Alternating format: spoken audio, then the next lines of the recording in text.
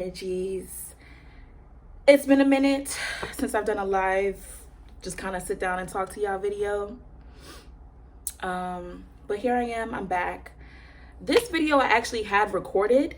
I recorded this, what are we in April? Maybe like 2 months ago.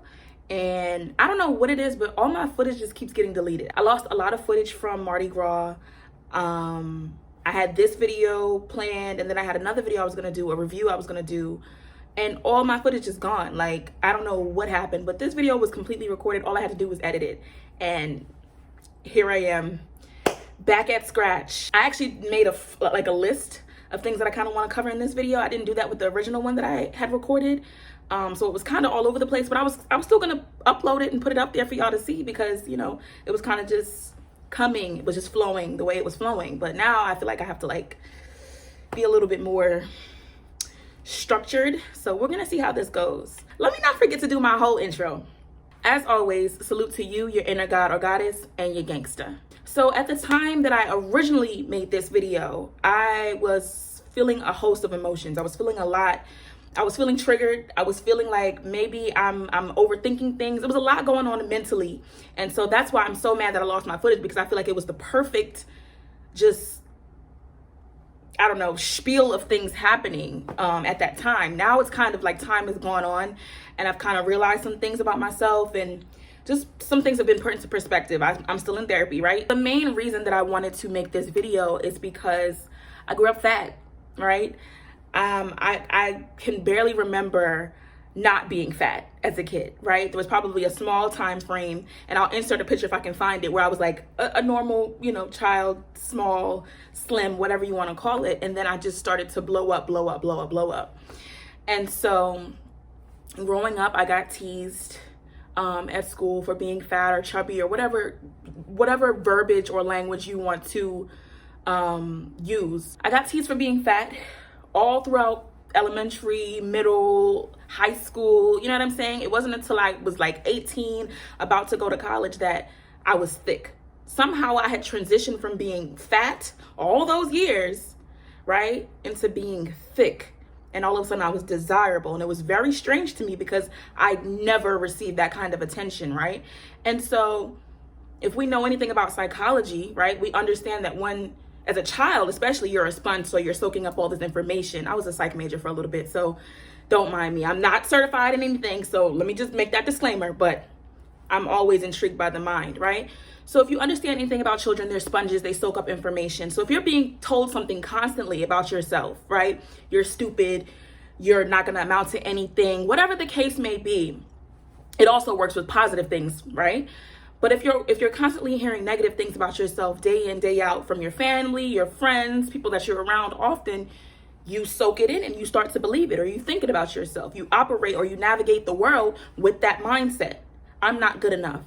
I'm not attractive. I'm fat. No one likes me. Whatever the case may be, whatever your negative thoughts are, they stem from somewhere, right? So not only was I teased in school, right, by other children, I was made to feel like my body might have been just developing too fast, or like I was eating too much at home, right? At home, it was like, oh, you can't fit these clothes. We got to buy you new clothes. Or I used to hate going clothes shopping as an adolescent. I used to hate it, because I knew I couldn't shop in the regular child size, right? We would always have to go to like the juniors.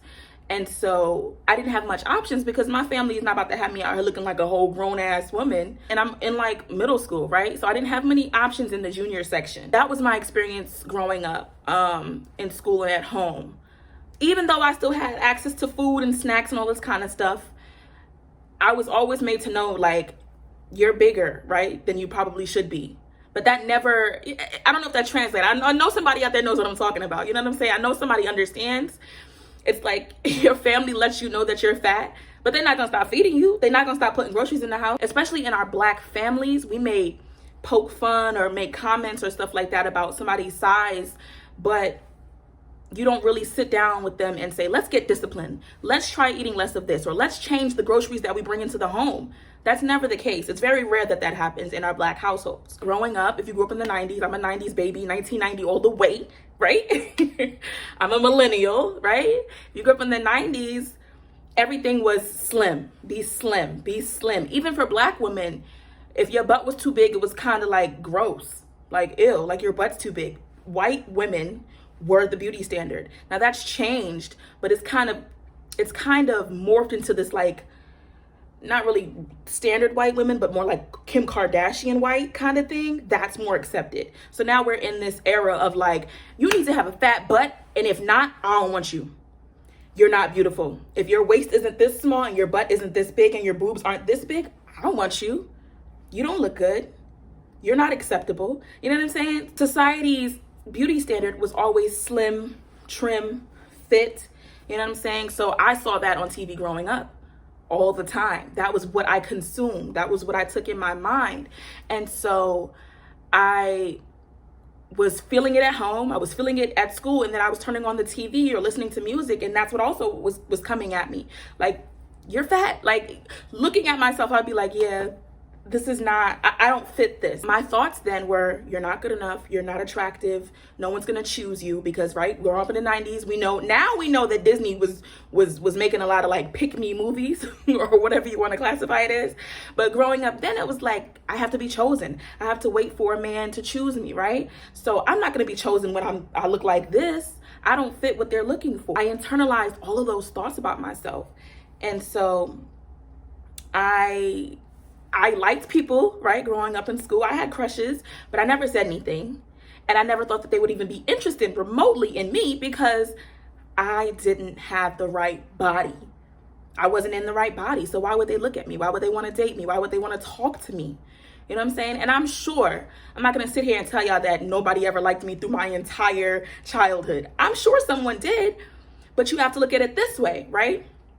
Growing up in that type of society, even if you do like somebody that doesn't fit the standard beauty, you're gonna be like, I'm a little hesitant to admit that I like something outside of the norm, right? You're not gonna wanna put yourself out there and maybe date somebody that doesn't fit what your friends or your family would approve of, right?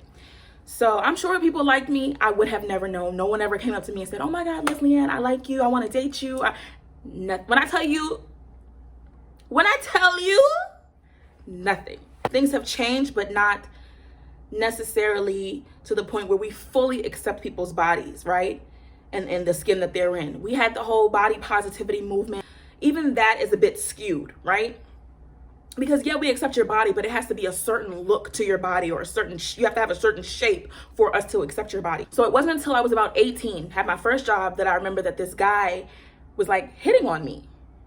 And I'm like, it felt so strange. I'm like, yo, he actually like likes me, like, and it wasn't anything it wasn't anything like he's telling me like, oh my God, your mind is so beautiful. It was just like, oh, you thick or whatever, like making, guy, you're 18, making sexual commentary, and it was strange to me because I'd never heard it before. I'd never been on a date, I'd never had a boyfriend, any of those things. And so 18, boom, it was like a light switch went off, and I started to get all this attention, right?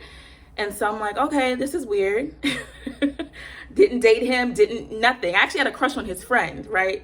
That's a whole nother story. And his friend paid me no mind, of course, because that's always how it goes, right? You like somebody and yeah. Anyway, I go to college and another guy starts to make comments about my body and all this kind of stuff. And it's still so weird to me, right? It's so odd because for all my life up until that point, I was just fat. I was just fat. Nobody wanted me, nothing. But I don't know, I must have grew into my boobs, my butt. I don't know, I don't know. But up until that point, nobody wanted me, right? So I transferred from my community college to Morgan State University, the Morgan State University. And then I started to pick up more attention. And I'm like, it's still very strange and very foreign to me. And even at that point, like I talk about conditioning, I talk about having a mindset that you just aren't good enough. Even with all the compliments and all the attention and all the stuff that I was getting thrown my way, I still just was like, yeah, I'm not, you don't really want me. like, even if you're attracted to my body, you probably really don't want me. You know what I mean? Still very insecure, still very naive, all of these things that I'm going through. And I'm in college now. I'm like 18, 19, 20, 21, right? Still having that mindset. I didn't have any real relationships. I've had situationships, but that's neither here nor there. We're not even gonna get into that. That's a whole different topic. That's a whole different video. My next point is to love yourself beyond all of that, right? And that sounds easier said than done. It's extremely hard to find the confidence after you've been made to feel like you're just never gonna fit in, or you don't fit in, right?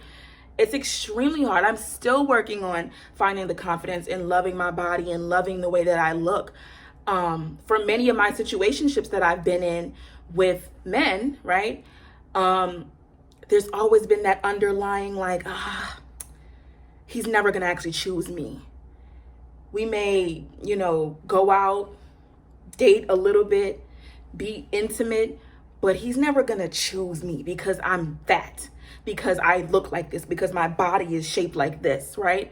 This is not what he would want to be seen with. This is not what his friends are gonna accept him being with. All those things, and I'm Greek too, so that adds a whole nother layer. I dealt with a few different Greek dudes, and I know that a lot of them, right, when you're in a Greek org, there is this certain level that you're held to, right? And so when it comes to dating or whatever, certain Greek guys are expected to get with certain Greek girls, right? You know what I'm saying? They're expected to pull up with this kind of Greek girl on their arm. And so I knew all of that. I observed everything. I paid attention to everything. So I just knew, like, okay, even if you're saying you like me and we talking or whatever the case may be, whatever happens, I know that you're not going to be out here strutting around with me on your arm. And being in therapy right now, I'm realizing that a huge part of the way that people treat you, and people say this all the time, a huge part of the way that people treat you is based on how you treat yourself, right? So if you're walking around with this mentality that you're not good enough, you're not smart enough, you're not pretty enough, you're not slim or small or skinny enough,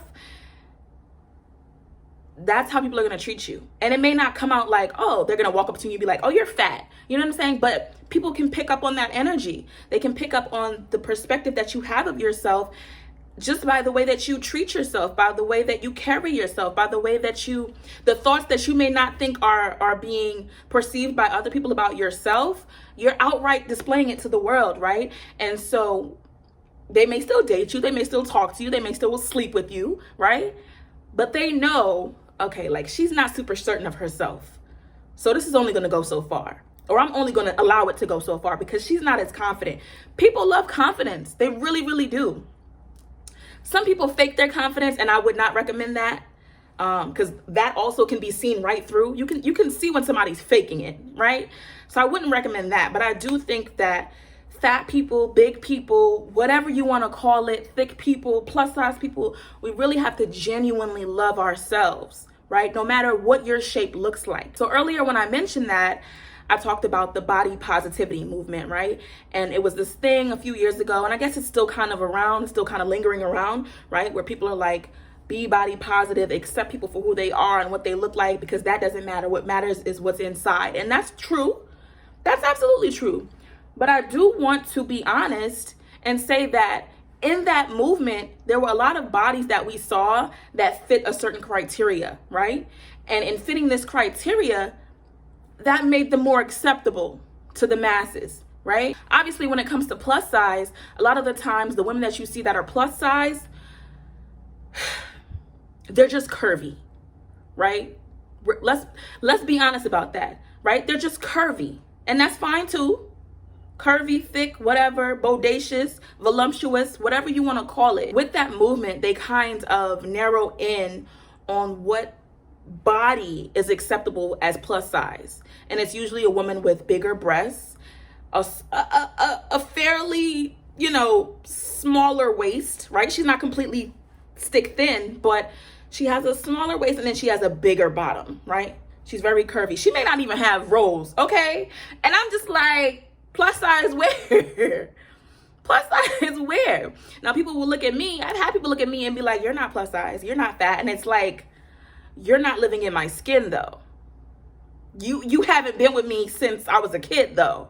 You weren't with me when I was shooting in the gym being being teased though. So you can't tell me what my plus size looks like. But when it comes to media, when it comes to all of these, clothing brands and things like that want to say that they're body positive, but they're only showing us certain bodies, right? They're only showing us the curvy bodies because those are more acceptable and they're more easily, sexualized maybe. That's just my thought. I don't know. You guys can chime in down below and let me know what you think. But I think that when your body is curvy, 36, 24, 36. Was that it? Was that the 34, 20? I don't know what the measurements used to be. Y'all know what song I'm talking about. But just being curvy seems more desirable, right? Seems more marketable to a lot of these companies. And I think we all kind of fall into that trap of expecting all plus size people to look like that. And that's not the reality. Right? There are some plus size people that don't have much boobs. Some plus size people that don't have a butt. Okay? And that's okay. Like, I'm here to say that's all right. Because you're plus size, and if you love yourself deeply and truly and honestly, that's all right. You don't have to appeal to the masses. You have to appeal to the people that love you and care about you. And most importantly, you have to appeal to yourself. That's the most important part. The last thing that I want to talk about is fat shaming. There are a lot of people that are fat phobic. A lot of people are fat phobic, and maybe they don't realize it in the moment. They don't realize it in the things that they say, but I've encountered a few people that are legitimately like they hate fat people. Like fat people disgust them. Like the thought of somebody being overweight and not immediately changing their lifestyle or finding a way to lose the weight is disgusting to fat phobic people. And it's like, one, it's not your body. And the excuse that they always use is like, well, you should be concerned about your health. You should be concerned about your health. There are people that are overweight that are healthy, legitimately. I'm one of them. I've been to the doctor. The doctor literally said to me, well, you're a healthy person. The only thing is your weight. Nothing else is wrong with you. Nothing else is wrong with you. It's just your weight, right? And we know that your weight can lead to other health complications. But in that moment, when the doctor said that to me, I'm like, wow. The thing with people that are fat phobic is that their mindset is that fat people just sit down on their butts and eat all day and they don't have any physical activity, and that's why they like that and they need to fix it quick, fast, and in a hurry. And it's like, you don't know that person's genetic makeup. You don't know what they're predisposed to. You don't know what mental issues they're dealing with. You don't know what is going on, what conditions they may have. You don't know what's going on. And the assumption is always, they're just lazy. They're just lazy. They don't want to lose the weight. And that's couldn't be the furthest thing from the truth for a lot of people. A lot of people.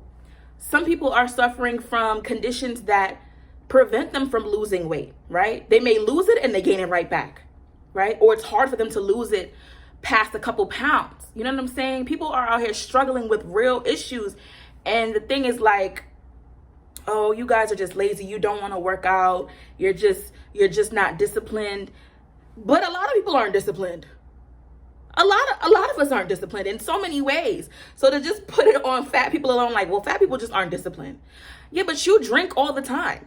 Why do you feel like you need to drink every day? Why do you feel like you need to smoke every day? That's a form of discipline. Like, why you keep going back to her? Why you keep going back to him? That's a form of discipline. Like, let's be real. Discipline doesn't just apply to like working out and losing weight and getting fit. Discipline literally is a part of your life. It's a lifestyle. I just want to address the fat phobes out there. Like, leave fat people alone, okay? Worry about your own body. Worry about your own conditions, your own illnesses, your own man, your own drama, your own woman. Like, worry about yourself. Because fat people ain't worried about you. We're not worried about you. And you could probably insert a joke right there and be like, oh, well, y'all worried about food. Like, I can just hear it. No, we're just not worried about you. Don't try to give us any tips. And your body is different. Your metabolism is different. And at some point, it's going to slow down. It's going to slow down. Everybody's metabolism does. So make sure you're taking a look at your mom and your dad and finding out what's going to happen to you when you get older. Like, I'm not even trying to be cold here, but I'm saying, like, People will be fat phobic and their parents are fat. And they may not have been fat their whole lives, but after a while, they put on weight. You don't think that's gonna happen to you? You know what I'm saying? Like, some women gain weight after they have children and still have the nerve to be fat phobic. Yes, you brought a whole child into this world. Trust me, I'm a doula, I get it. But you don't have the right to then turn around and talk about other people being fat. If it was that easy for you to snap back, you should have snapped back. Right? Since we have this snapback culture, which is that's some BS in itself. Like, literally, you brought a whole human into the world. You brought a whole human earth side, and you expect me to be back into my slim body or whatever body I had pre-baby? That's unrealistic. If you're out there and you're fat, or you're big, or you're plus size, or you're voluptuous, or you're big bodied, or you're thick, whatever you want to call yourself, whatever terminology suits you, just love yourself unconditionally. Be honest with yourself, but love yourself unconditionally. If you want to change your body, change your body. If you want to work out, work out. If you want to, I don't know, whatever you want to do is up to you. Don't let anyone get into your head and make you feel like you're less than, or make you feel like you're not good enough, or make you feel like you're not attractive, or any of those things. Because at the end of the day, all of that stuff is gonna fade anyway. All that beauty stuff fades. I feel like we just never really talk about that, like, as a society. Our society is so hyper focused on your skin needs to be smooth, and your stomach needs to be flat, and your boobs needs to be up here, and your butt needs to be like this, and all of this stuff. We're so hyper focused on looking young forever, and the reality is, unless you got the bread to spend on buku surgeries, I've been here too long, I said buku. Unless you've got the bread, unless you got the bread to spend on all the surgeries, all the Botox, and all of the fillers, and all of the junk that you can do to yourself, it's all gonna fade. It's all gonna fade. What matters and what holds true is what's on the inside. So let that be your guide. See you guys. What's up, my energies? This is just a little footnote while I'm editing this video. I realized that I didn't get to speak on two specific things. One being the reason that I called this video Fat, Black, and Ugly as Ever. And then two, the fetishization of bigger bodies, right? So obviously this is a nod to Biggie, right? One More Chance. In the song, he says, "Heartthrob never, black and ugly as ever. However, I stay Coogee down to the socks," right? So in that song, he's rapping about pulling women no matter what he looks like, no matter how big he is. He got the money, he got the high fashion, he got the brands, he got the bottles, and he's pulling these women, right? I wanted to kind of flip that narrative on its head by adding the fat part to it, because I feel that, you know, when you're a bigger person, you're often just disregarded. You're often labeled as other. You're often just kind of like, ugh, what's wrong with you? You know what I mean? Especially if you want to throw in the fact that you're a woman, you're a black woman, you're a fat black woman. It's almost like you're just completely ignored, except for when it's time to make fun of you. And on that, I would also look at the caricatures of, you know, big women in the media, right? They're either cooking all the time, or they're always the butt of the joke, or they're always aggressive sexually or just physically, or they're very violent. There's just a whole host of things I could dig deeper in and talk about. But on the flip side of being overlooked and disregarded and disrespected for having a bigger body, or being fat, or being plus size, there are instances where that becomes a fetish. You're fetishized, right? And so you're expected to be more sexual and more aggressive in bed because you're bigger. You're expected to just do certain things and be more, I don't know, submissive in some certain instances because you're bigger, because you probably have an insecurity, right? So you're expected to just kind of go along with whatever. I really wish I would have gotten into all of this in my video, but it literally just came to me after. Even though I made a list, it's crazy, right? Anyway, once again, I thank you guys for watching, and please like, comment, subscribe, and share. See you later.